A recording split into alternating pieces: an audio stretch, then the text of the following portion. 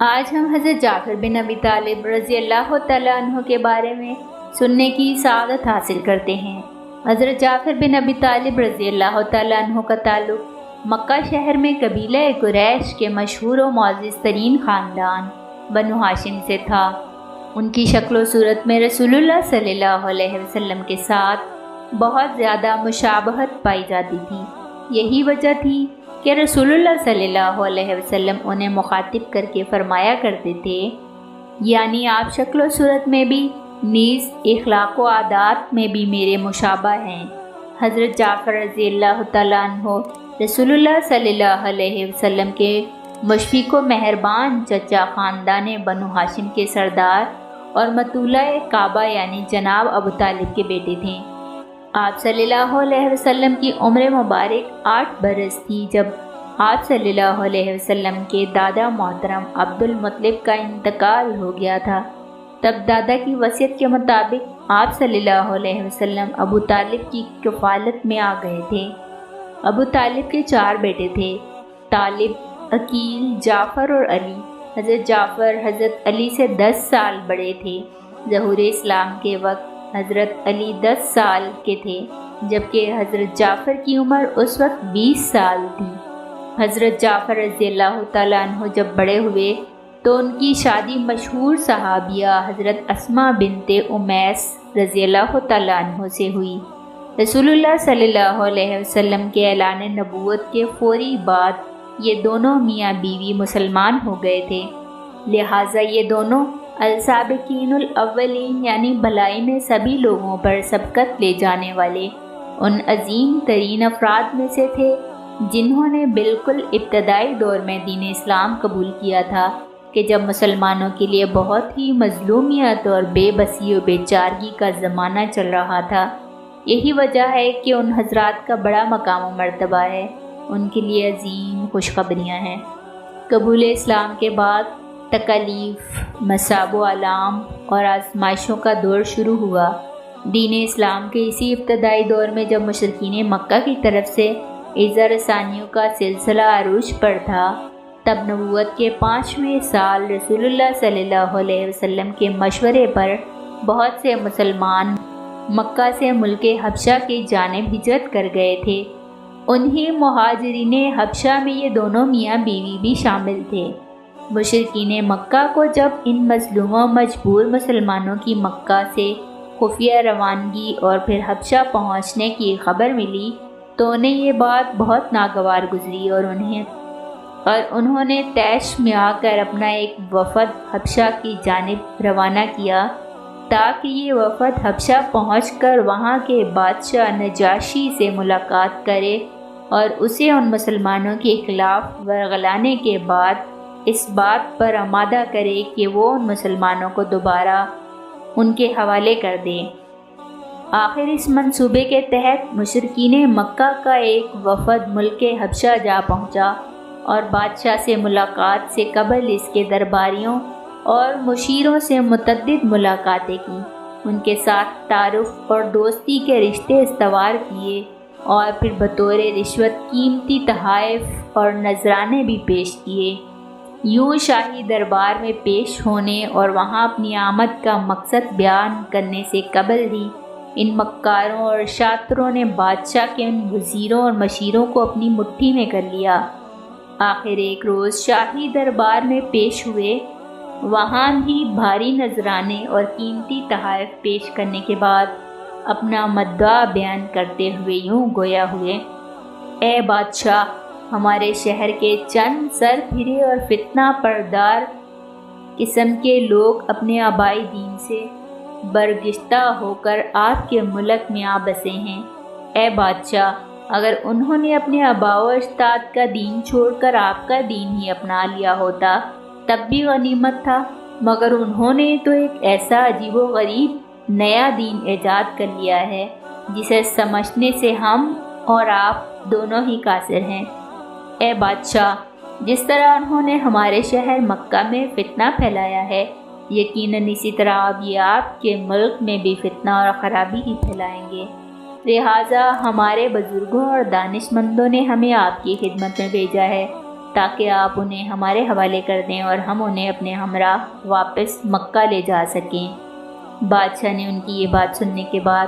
اپنے درباریوں اور مشیروں کی جانب استفہامیہ انداز میں دیکھا،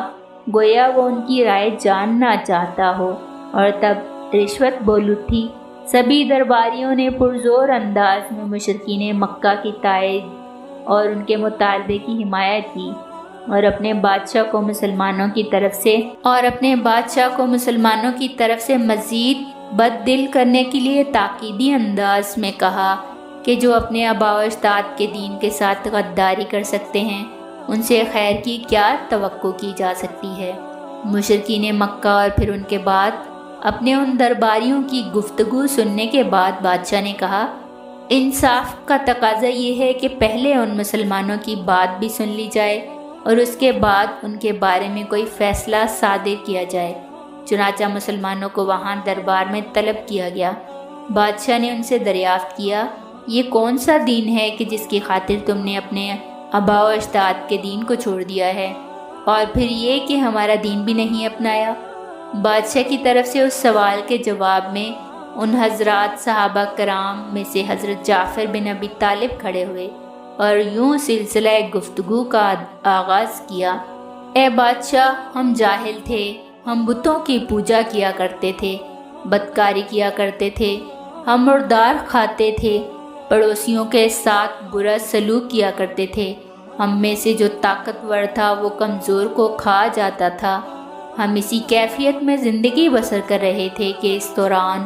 اللہ نے ہم سے ایک ایسی ہستی کو نبی بنا کر ہماری جانب مبعوث فرمایا کہ جس کے حسب نسب، نجابت و شرافت، امانت و دیانت، نیز اس کی پاکیزہ زندگی سے ہم سب خوب واقف تھے۔ اس نے ہمیں ایک اللہ کی عبادت کی طرف دعوت دی اور اللہ کے سوا جن بتوں کی ہم باپ دادا پوجا کرتے چلے آ رہے تھے ان کی پوجا سے باز رہنے کی تاکید کی۔ اس نے ہمیں ایک اللہ کی عبادت کی طرف دعوت دی اور اللہ کے سوا جن بتوں کی ہم اور ہمارے باپ دادا پوجا کیا کرتے تھے ان کی پوجا سے باز رہنے کی تاکید کی۔ اس نے ہمیں راست بازی، امانت داری، صلح رحمی اور پڑوسیوں کے ساتھ حسن سلوک کا سبق سکھایا۔ خون ریزی، بے حیائی، دروغ گوئی، یتیموں کا مال ہڑپ کر جانے اور پاک دامن عورتوں پر بہتان لگانے سے ہمیں منع کیا۔ پس ہم نے اس کی تصدیق کی اور اس پر ایمان قبول کیا، جس پر ہماری قوم ہمارے در پہ آزار ہو گئی، ہمیں ہر طرح ستایا، پریشان کیا اور ہمیں اپنے دین سے برگشتہ کرنے کی ہر ممکن کوشش کی۔ جب ان کا ظلم و ستم حد سے تجاوز کر گیا تو اے بادشاہ، ہم نے اپنے وطن عزیز کو خیر بات کہا اور پناہ کی تلاش ہم آپ کے ملک میں چلے آئے، یہ امید لیے ہوئے کہ یہاں ہمارے ساتھ انصاف کیا جائے گا اور یہ کہ یہاں ہمارے ساتھ کوئی ظلم و زیادتی نہیں ہوگی۔ یہ تھا اس نبی امی کے مکتب کا فیض کہ ایک صحرا نشین جس نے دنیا کی کسی درسگاہ میں کوئی تعلیم حاصل نہیں کی، جس کے پاس کوئی ڈگری نہیں، جسے دنیا کے کسی شاہی دربار میں جانے کا کبھی اتفاق ہی نہیں ہوا، شاہی درباروں کے آداب سے یکسر ناواقف، سفارتی آداب سے مکمل بے خبر، مگر بادشاہ کے دریافت کرنے پر جو جواب دیا وہ کس قدر جامع، پرمغز، مدلل اور اثر انگیز تھا۔ یقیناً یہ معلم انسانیت رسول اکرم صلی اللہ علیہ وسلم کی پاکیزہ تربیت ہی کا فیضان تھا۔ اس کے بعد نجاشی نے حضرت جعفر رضی اللہ تعالیٰ عنہ سے کہا، تمہارے نبی کی جانب اللہ کی طرف سے جو کلام نازل کیا گیا ہے، کیا اس میں سے کچھ تم مجھے سنا سکتے ہو؟ اس پر حضرت جعفر رضی اللہ تعالیٰ عنہ نے سورہ مریم کی ابتدائی چند آیات تلاوت کی، جنہیں سن کر نجاشی زار و قطار رونے لگا۔ اس کی آنکھوں سے آنسو رواں ہو گئے جو اس کے رخساروں پر بہنے لگے۔ تب بے اختیار وہ بول اٹھا، یعنی بے شک یہ کلام اور وہ کلام جو کہ حضرت عیسیٰ علیہ السلام لائے ہیں، دونوں ایک ہی چراغ سے نکلے ہوئے نور ہیں۔ نجاشی حضرت جعفر رضی اللہ تعالیٰ عنہ کی تقریر سے اور پھر ان کی زبانی سورہ مریم کی تلاوت سے اس قدر متاثر ہوا کہ اس نے ان مسلمانوں کو مشرکین مکہ کے حوالے کرنے سے صاف انکار کر دیا، اور مشرکین مکہ کے وفد کو مخاطب کرتے ہوئے یوں کہا: اللہ نے مجھے یہ سلطنت رشوت لے کر عنایت نہیں کی، پھر میں کسی سے رشوت کیوں لوں؟ اور پھر اس نے مشرکین مکہ کے اس وفد کو واپس لوٹ جانے کا حکم دیا۔ چنانچہ یہ تمام مسلمان اس کے بعد بدستور حبشہ میں ہی رہے، اور پھر نبوت کے 13ویں سال جب ہجرت مدینہ کے نتیجے میں رسول اللہ صلی اللہ علیہ وسلم اور دیگر تمام مسلمان مستقل طور پر مدینہ منتقل ہو گئے،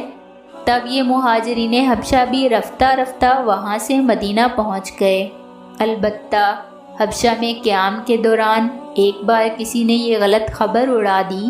کہ تمام مشرکین مکہ اسلام قبول کر چکے ہیں، جس پر متعدد حضرات حبشہ سے مکہ واپس آ گئے، لیکن یہاں آنے کے بعد معلوم ہوا کہ یہ اطلاع غلط تھی۔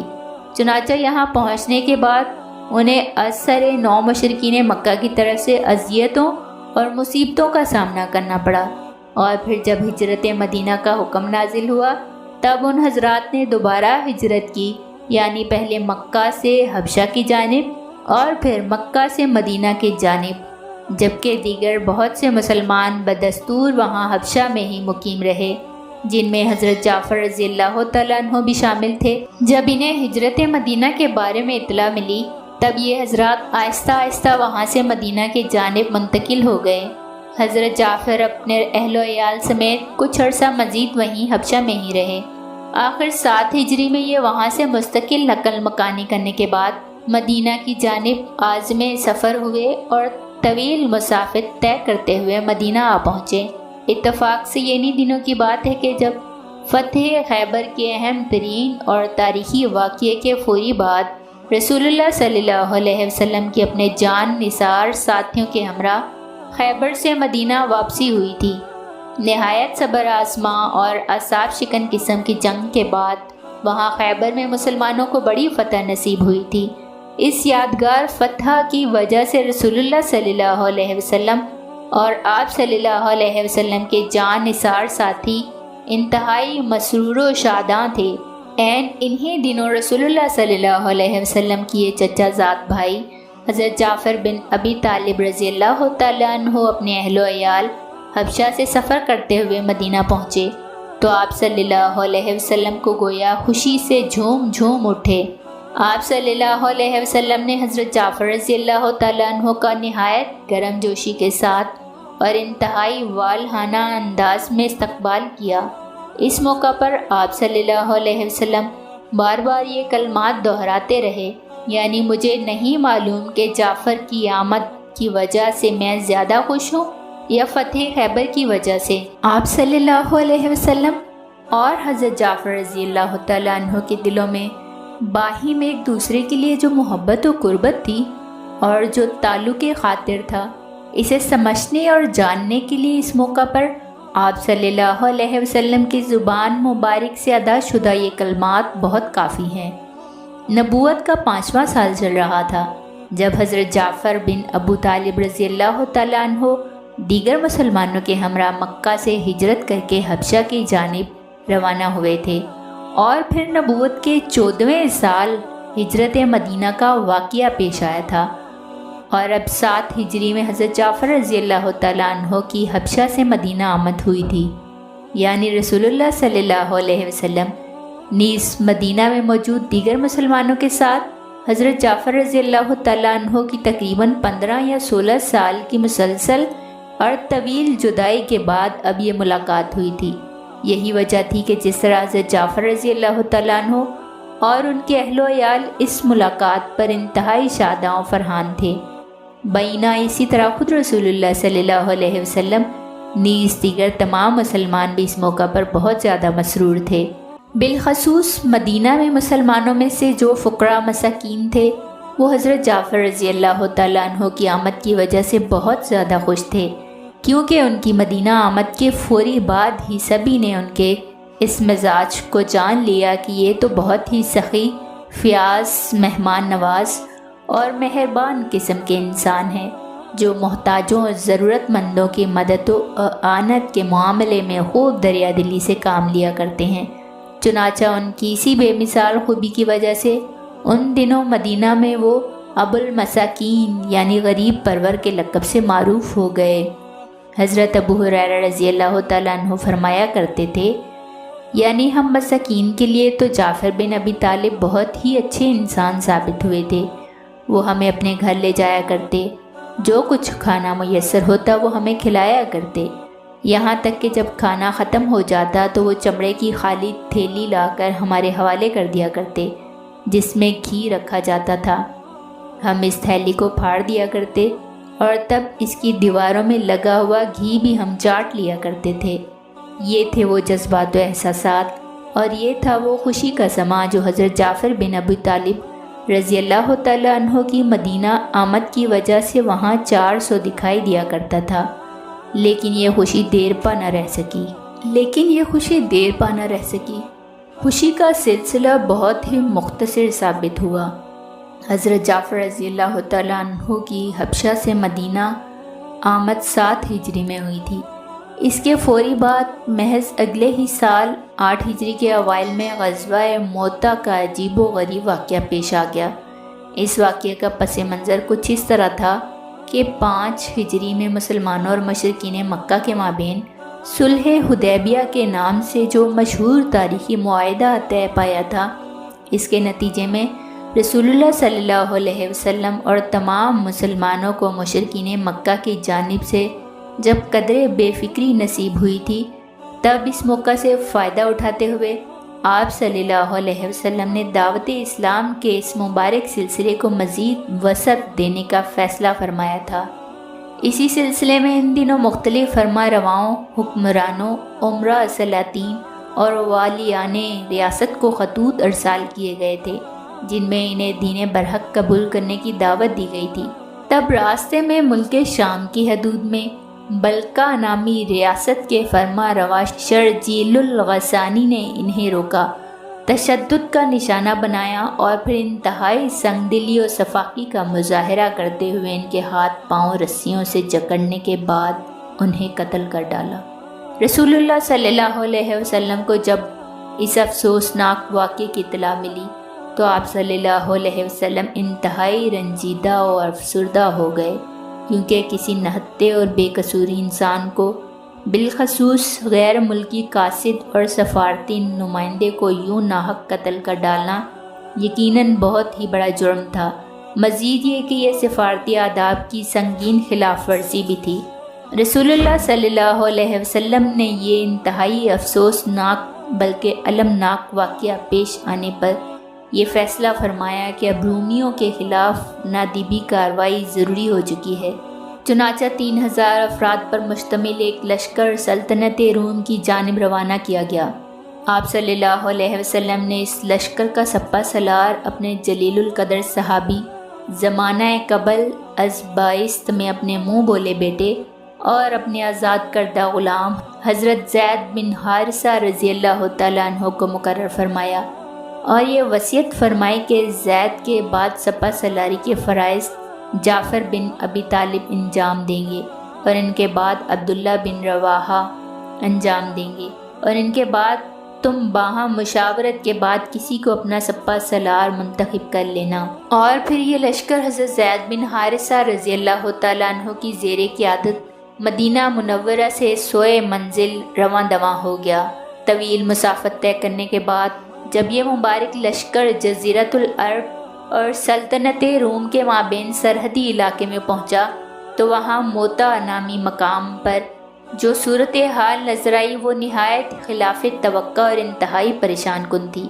کیونکہ وہاں منظر کچھ ایسا تھا کہ سامنے رومیوں کی 1,00,000 فوج مقابلے کے لیے موجود تھی۔ اس سرحدی علاقے میں آباد بہت سے عرب قبائل جو کہ دینی اور معاشی اور سیاسی طور پر سلطنت روم ہی کے تابع تھے، ان کے 1,00,000 جنگجو بھی یہاں رومی فوج کے شانہ بشانہ موجود تھے۔ یعنی صورتحال یہ بنی کہ ایک طرف مسلمان محض 3,000 جبکہ دوسری جانب ان کے بالمقابل 2,00,000 مسلح اور چاقو چوبند جنگجوؤں پر مشتمل بہت بڑا لشکر جرار اس خلاف توقع صورتحال کی وجہ سے مسلمان کچھ تردد کا شکار ہو گئے۔ 2 روز تک باہم مشاورت کا سلسلہ چلتا رہا۔ کسی نے کہا ہمیں اب مزید پیش قدمی کی بجائے یہیں رک کر رسول اللہ صلی اللہ علیہ وسلم کو اس صورتحال سے مطلع کرنا چاہیے اور آپ صلی اللہ علیہ وسلم کی طرف سے اس بارے میں کسی فیصلے کا انتظار کرنا چاہیے۔ کسی نے کہا ہمیں رسول اللہ صلی اللہ علیہ وسلم کی خدمت میں یہ پیغام بھیجنا چاہیے کہ مزید دستے ارسال کیے جائیں۔ اسی دوران حضرت عبداللہ بن رواح رضی اللہ تعالیٰ عنہ نے فیصلہ کن انداز میں مشورہ دیتے ہوئے کہا ہمارے لیے ناکامی کا کوئی سوال ہی نہیں ہے، ہمارے سامنے تو دونوں ہی صورتوں میں کامیابی ہی کامیابی ہے، یا شہادت یا فتح، لہٰذا اس تمام تردد کی کیا ضرورت ہے۔ چنانچہ سبھی نے اس مشورے کو قبول کیا اور اس پر عمل کرتے ہوئے دشمن کی جانب پیش قدمی شروع کی۔ فریقین میں کوئی توازن ہی نہیں تھا۔ ایک طرف فقط 3000 مسلمان، وہ بھی گھر سے بے گھر، وطن سے بہت دور، یہاں دشمن کی سرزمین پر، جبکہ دوسری جانب 2 لاکھ جنگجو خود اپنی ہی سرزمین پر اور اپنے ہی علاقے میں۔ مگر اس کے باوجود دونوں جانب سے نہایت زوردار یلغار ہوئی۔ زید بن حارثہ رضی اللہ تعالیٰ عنہ نہایت بے جگری کے ساتھ لڑتے ہوئے شہید ہو گئے۔ تب رسول اللہ صلی اللہ علیہ وسلم کے حکم کے مطابق حضرت جعفر بن ابی طالب رضی اللہ تعالیٰ عنہ نے قیادت سنبھالی۔ بے مثال شجاعت و بہادری کا مظاہرہ کرتے ہوئے دشمن کی صفوں کو چیرتے ہوئے دور اندر تک چلے گئے۔ آخر ایک موقع ایسا آیا کہ وہ اپنے گھوڑے سے نیچے اتر آئے اور پیدل ہی مسلسل مردانہ وار لڑتے رہے، حتیٰ کہ اس دوران ان کا ایک بازو کٹ کر جسم سے الگ ہو گیا، پھر دوسرا بازو بھی کٹ کر الگ ہو گیا، لیکن اس کے باوجود آخری سانس تک مسلسل ثابت قدم رہے اور پھر بالآخر اللہ کے دین کی سر بلندی کی خاطر لڑتے ہوئے وہاں موتا کے میدان میں شہید ہو گئے۔ بوقت شہادت ان کی عمر 41 سال تھی۔ حضرت عبداللہ بن عمر رضی اللہ تعالیٰ عنہ جو کہ غزوہ موتا کے موقع پر اسلامی لشکر میں موجود تھے، فرماتے ہیں کہ شہداء کے درمیان ہم نے جعفر کو تلاش کیا اور جب وہ ملے تو کیفیت یہ نظر آئی کہ ہمیں ان کے جسم پر تلواروں، نیزوں اور تیروں کے 90 سے زائد زخم نظر آئے۔ ادھر مدینہ میں جب ان تینوں حضرات یعنی جعفر بن ابی طالب، حضرت عبداللہ بن رواحہ رضی اللہ تعالیٰ عنہم کی شہادت کی خبر پہنچی تو رسول اللہ صلی اللہ علیہ وسلم تعزیت کی غرض سے ان تینوں کے گھر تشریف لے گئے۔ اس موقع پر جب آپ صلی اللہ علیہ وسلم حضرت جعفر رضی اللہ تعالیٰ عنہ کے گھر پہنچے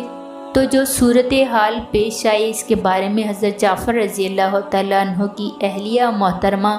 حضرت اسماء بنت امیس فرماتی ہیں، مجھے اطلاع ملی تھی کہ لشکر کی کسی بھی وقت مدینہ کی طرف واپسی متوقع ہے، لہٰذا میں جعفر کے استقبال کے لیے تیاریوں میں مشغول تھی۔ ایک روز میں گھر میں صفائی ستھرائی کر رہی تھی کہ اس دوران غیر متوقع طور پر رسول اللہ صلی اللہ علیہ وسلم ہمارے گھر تشریف لائے۔ اس وقت آپ صلی اللہ علیہ وسلم کے چہرے پر انتہائی غم اور اداسی کے آثار تھے، جس کی وجہ سے میں بہت زیادہ سہم گئی اور بڑی پریشانی کا شکار ہو گئی، لیکن میں نے اس خوف کی وجہ سے آپ صلی اللہ علیہ وسلم سے کچھ پوچھا نہیں کہ کہیں ایسا نہ ہو کہ میرے پوچھنے پر آپ صلی اللہ علیہ وسلم مجھے جعفر کے بارے میں کوئی ایسی خبر سنا دیں جسے سننے کی مجھ میں ہمت اور سکت ہی نہ ہو۔ آپ صلی اللہ علیہ وسلم اسی طرح کچھ دیر خاموش بیٹھے رہے اور پھر آپ صلی اللہ علیہ وسلم نے میری طرف متوجہ ہوتے ہوئے فرمایا، اسماء، جعفر کے بچوں کو ذرا میرے پاس لاؤ۔ میں نے بچوں کو آواز دی،